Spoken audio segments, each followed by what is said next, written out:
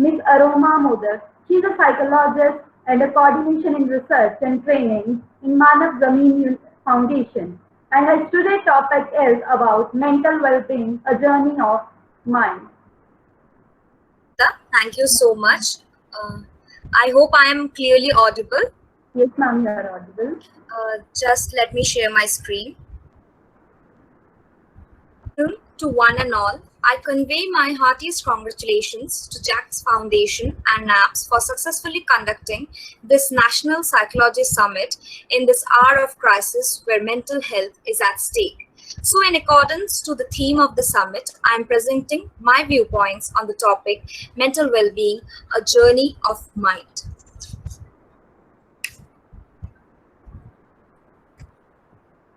While moderating the plenary session, we came across how World Health Organization defines mental health. So here also we can see how APA, that is American Psychological Association, states that mental health is a state of mind and it focuses on emotional well-being, good behavioral adjustment, relative freedom from anxiety and disabling symptoms, and a capacity to establish constructive relationships, cope with ordinary demands and stresses of life. This means our mental well-being is highly related to these aspects. Now, if we see the building blocks of mental health, rather we can refer these three components as pillars of mental well-being or illness. Any deviance in these three aspects can disrupt the psychological well-being of a person. First is the cognitive component, that is the thinking. The contents of the thought, how the thought pattern are developed, what we are thinking and what we are not thinking, how thoughts are embedded in emotion, just like the seeds are embedded in a watermelon. So it is these areas are being dealt under this component. The next comes the emotional component. That is the feeling. Here, knowing one's own feeling or emotion, the pattern or development of emotion, putting the emotion in action, which is perceived by all. Emotion contains thought, just like a coconut has its juicy water inside. Moving on to the third pillar or the third component of mental health is the behavioral component of mental health. Here, thoughts and feelings are manifested through our actions, our behaviors. One needs to check and recheck why and what he or she is acting out, as it can be healthy or unhealthy in nature, depending upon space and time. Now, moving on to the next slide, the question comes how the mind makes its journey to maintain well-being. There comes the four aspects of healthy lifestyle from our own East culture, as Dr. Roshanlal sir also said. The first one is ahar, that is nutritional food, balanced diet, limiting junk foods or fast foods, avoiding smoking and drinking. These are the important aspects for mental well-being as well as physical well-being. The second one is vihar, doing yoga, going for walks, engaging in physical activities like swimming or outdoor games is another important aspect. Coming on to the third one is achar, that is the routine or the schedule, maintaining daily schedule, proper eating hours, sufficient sleep, having seasonal fruits and vegetables makes us immune. Then comes vichar, that is the thinking part. Thinking positive, practicing meditation, making habit of optimistic approach and acceptance of situation. So overall maintenance of all these aspects helps to develop a healthy mental health and prevents any illness. Here are the few topics I have discussed, how mental well-being can be nourished in a very innovative way. First one is connecting with self. So it is very important to connect with self. If we are not having a good communication with ourselves, we wouldn't be able to know what we want, what we don't want. So knowing self is very important to maintain good relationship, to know others. Then comes connect with others or knowing others. When we know us sufficiently, or when we know much of ourselves, then we can connect with others, because it is very important to connect with others to recheck and reevaluate our thoughts and developments. Because when we connect with others, when we exchange our thoughts and our emotions with others, we come to know if we are trapped within a autonomic negative circle or not, a thought circle. So to get off of those circles, we need to connect with others. Then comes learn to let go of. This is a very important life skill training, many times given to children at school level and also at corporate level too. So learning to let go of is an art. One should know when to let go of and how to let go of. Because if we hold on our grudges and past negative thoughts, it will just give us a pain and nothing more.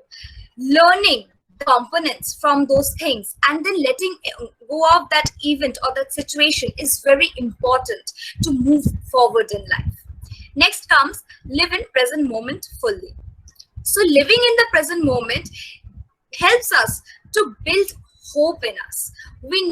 As we cannot change our past and we cannot have full control over our future, it is the present excuse me, it is the present moment only which we need to live fully, so that whatever desire we have, whatever actions we want to do, whatever emotions we are feeling, those are at the present moment, and we need to go through them and accept them at the present only. Then comes dump the junk out of your conscious thoughts. Dumping the thoughts is very similar like going to toilet every morning. We eliminate the body wastes there. So it is like eliminating the waste created by mind. And regularly we should throw the waste to the dustbin.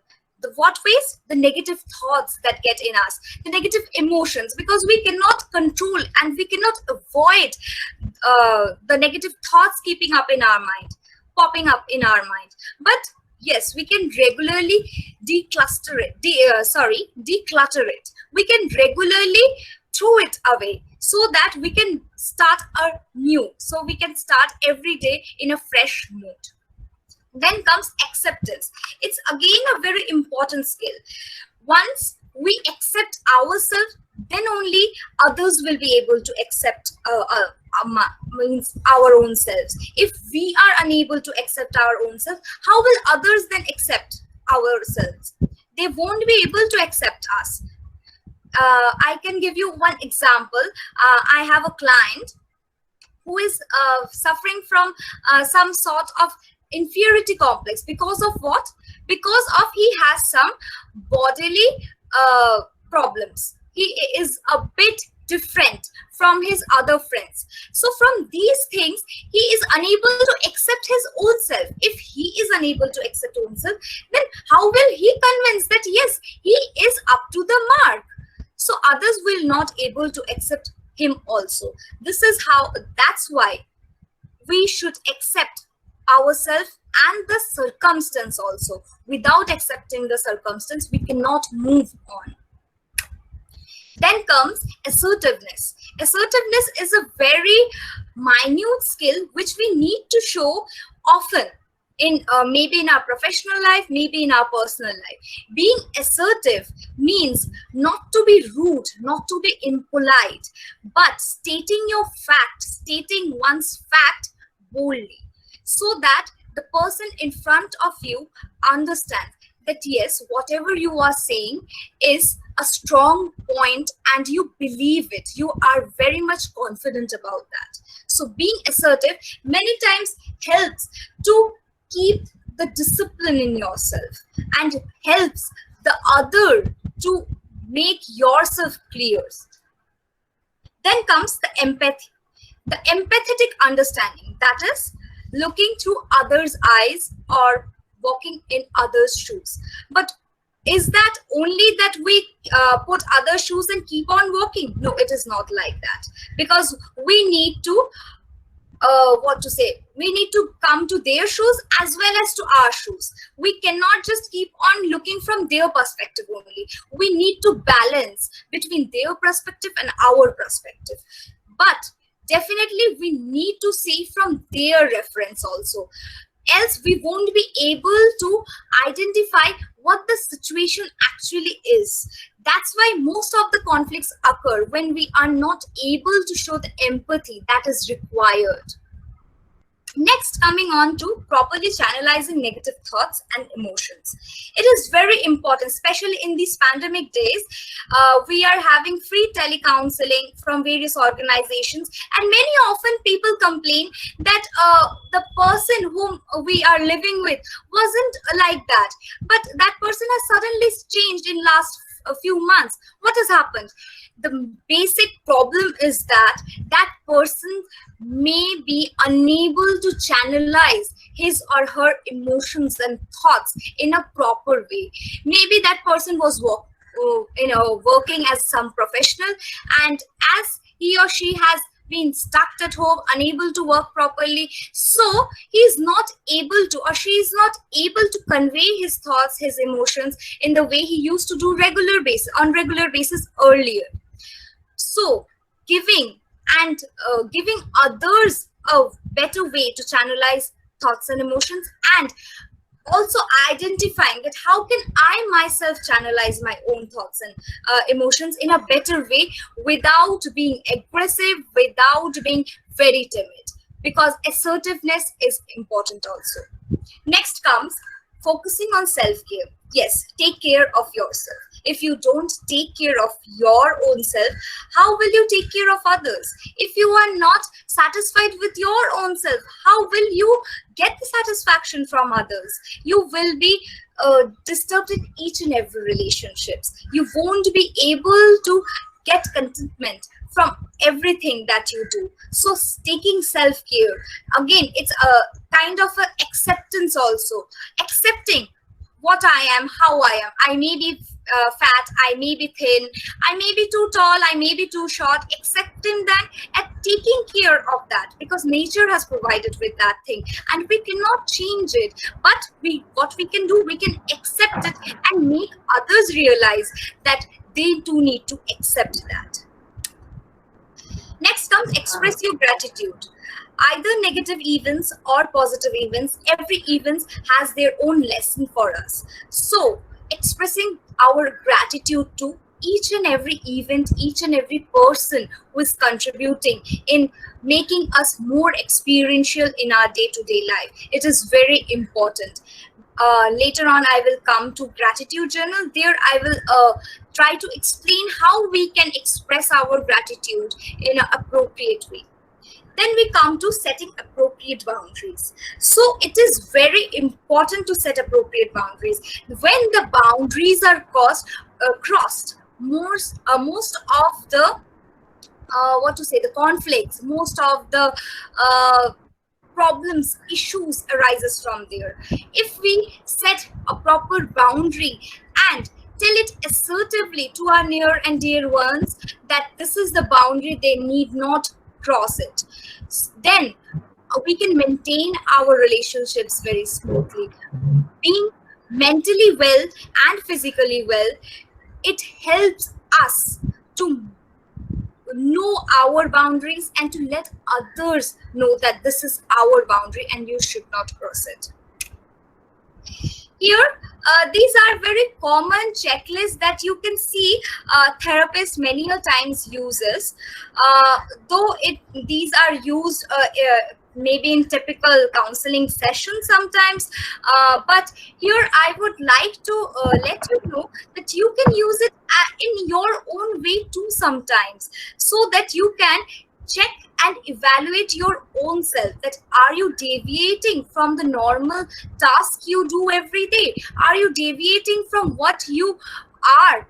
Are you not the same person what you used to be? So these checklists will help us to know ourselves, to check ourselves. This is a self-care checklist on physical, on spiritual, social, mental, emotional basis. We can have a regular or maybe a weekly or monthly check on us through these checklists.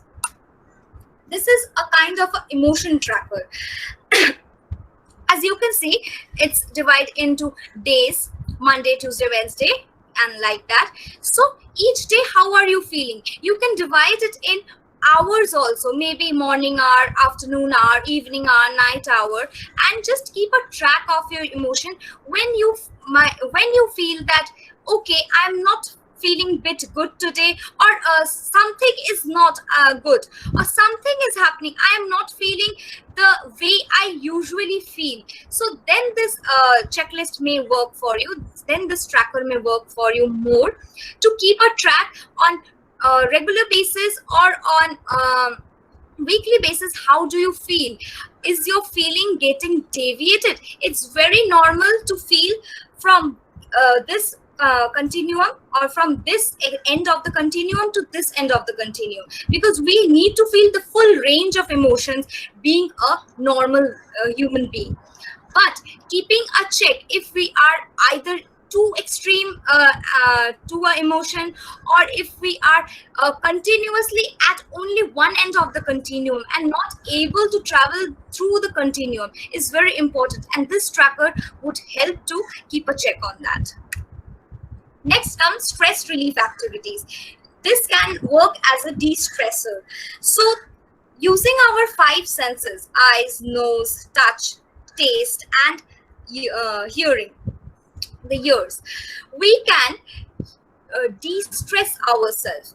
How can we de-stress? For example, in eyes section, you can see giving a read, watching favorite movie, or going for a photography session, or doing some painting. This relaxes our eyes. This gives a sense of relaxation, and this also channelizes our emotions and thoughts that are disturbing us in a very appropriate way. So practicing these, or maybe once in a while, or if you are not feeling well that day, doing it definitely will help to de-stress yourself. This is thought tracker. If you can see at the bottom that this tracker will help you to keep a track of your thought, that how do you generally think, what is the pattern of your thought, or what is the content of your thought. So where were you, what happened, means in which situation the thought arose. It may be a negative thought, it may be a positive thought. What did you feel when that thought arose? What feelings came up in your mind? What emotions did came up on your mind? You can write down in this section. What thoughts or images went through your mind? The images, or again, it can be like negative automatic thoughts cycle that I was talking about. So what kind of images or what kind of associations came up in your mind when you were thinking about these things? So you can write them down in this column.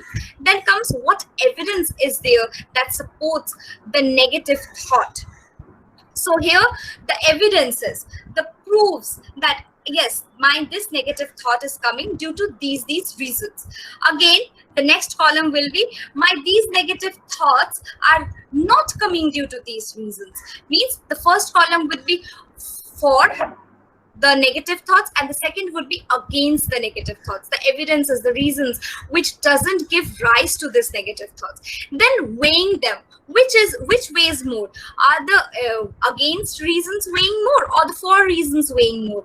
And you need to evaluate and check again which is weighing more, and then logically think that why I am giving that more priority, why I'm not giving that priority.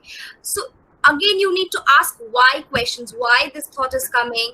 Why this thought is coming in this way? Why this thought is coming in this particular situation or time?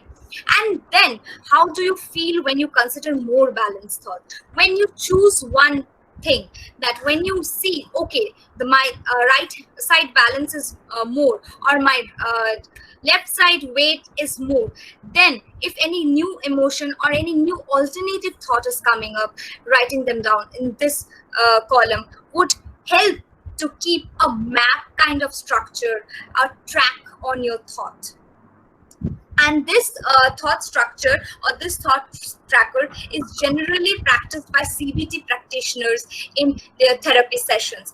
But what I feel that this can be used in by laymen also, by non-professionals also. But definitely, when you feel that you are unable to handle your own thoughts, or you are unable to sorry, or you are unable to weigh your own thoughts, then that is the time you need to seek some professional help. Next comes mindful activity. Mindfulness is a very new and innovative therapy that is coming up in these days. But yes, the root of the mindfulness is deep down through our Indian philosophical culture. Our rather, it's a Eastern culture. So here, what is mindfulness? There can be mindful eating, mindful walking, and many other ways. So when we are mindful, that means you don't need to sit and meditate always. It is not like that you need to maintain a posture and meditate and chant something. It is not necessarily always like that. You can be mindful in the daily work you do. For example, if we take the first one, that is showering. So while showering, you can use all the five senses. Okay. While showering, you can use all the five senses. How? You can see the water is falling from the shower. You can hear the sound of the water drops. And then you can feel the water. You can smell the soap. That whole ambience, being into it, develops your concentration and helps you to get away from the all daily hassles, all daily stressful thoughts that goes up in your mind in those 5 or maybe 10 minutes of shower. And that helps the mind to regenerate the energy that it is losing in each and every activities the whole day it does. So this is a schedule of a Monday. You can make it for each and every day, or you can make it on a weekly basis. Maybe like on Sundays only you will do that, or maybe only on Thursdays you will do that. So, but it's not like that you need to find mindfulness in each and every activity the whole day you do. That might become difficult for some, but choose one activity at least in a whole day routine, so that you can mindfully do that activity, which would definitely give you a sense of relaxation.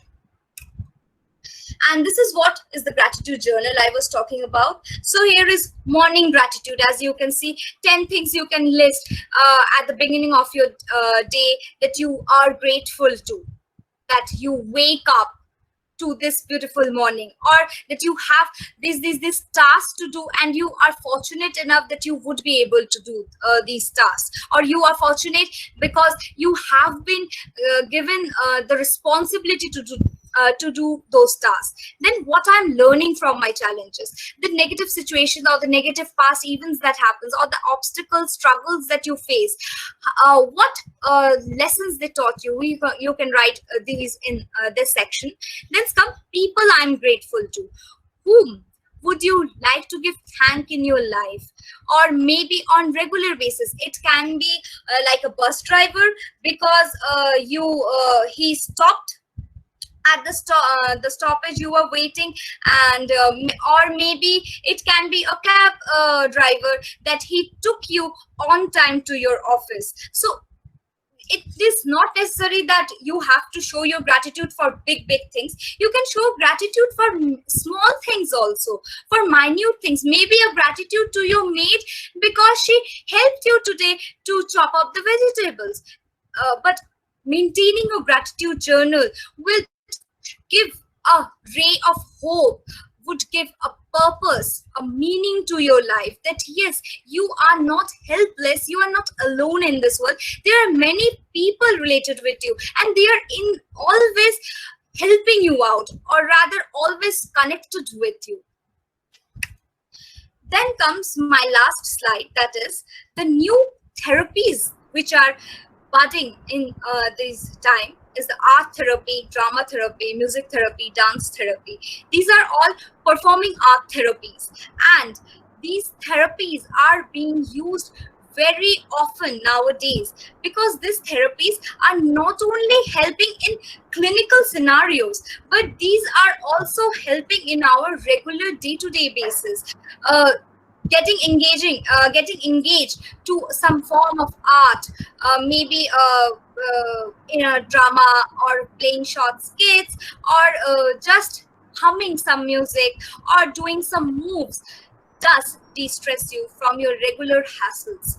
And from clinical perspective, if we see, these arts are regularly used by many these new therapists to make them realize their own potentialities, as one of our speaker last day told, to reinvent their self, to give new meaning to their lives.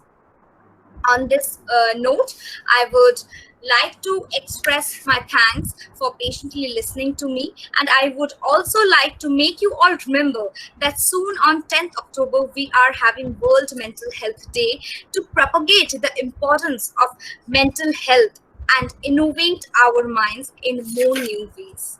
Thank you. Thank you so much, ma'am, for your fruitful words. Thank you so much for enlightening us about how to live a healthy life, as well as in today's era, people are just thinking about their past. They are not living in their present as well.